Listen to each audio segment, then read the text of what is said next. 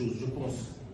Donc aujourd'hui, c'était vraiment pour ça, uniquement que vous dire d'abord merci, mais aussi donner des nouvelles orientations, parce que nous n'avons pas une autre directive, mais d'abord remercier et la presse internationale qui a changé son narratif, sinon on va le dire, et la presse congolaise qui continue d'ailleurs à exceller dans ce sens-là. C'est vrai qu'il y a des petits ratés, que l'on sent des débats parfois stériles, parce que j'entends souvent des débats de qui a fait ceci, qui a fait cela. Vous connaissez dans notre tradition, lorsqu'un serpent entre dans la maison, on ne pose pas la question de qui a laissé la porte ouverte. On essaie d'abord de sortir le serpent par tous les moyens possibles. Ensuite, nous allons établir les responsabilités plus tard. Mais là, nous sommes dans une situation où l'on veut nous prendre ce que nous avons le plus important. Ce n'est pas seulement la terre, mais c'est notre identité collective. Puisque la RDC n'est plus RDC si on n'a pas Goma, si on n'a pas Bukavu, si on n'a pas ainsi de suite, tous ces territoires. Et la presse devait encourager la population. Ce n'est pas une fatalité.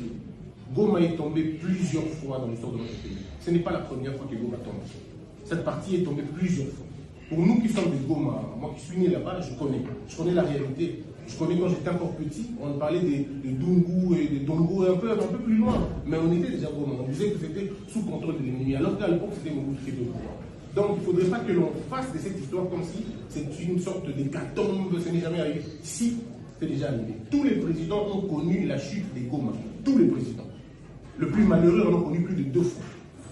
Donc ce n'est pas une fatalité. Ce n'est pas parce que Bukavu est tombé. Non, tous les présidents ont connu cette histoire-là. Mais c'est à nous maintenant de décider de ce que nous allons faire et de comment nous allons aborder la question. Dans une république, il n'y a pas de fatalité. Il n'y a pas de fatalité. La République doit garder sa valeur. Le peuple doit garder son estime et sa confiance.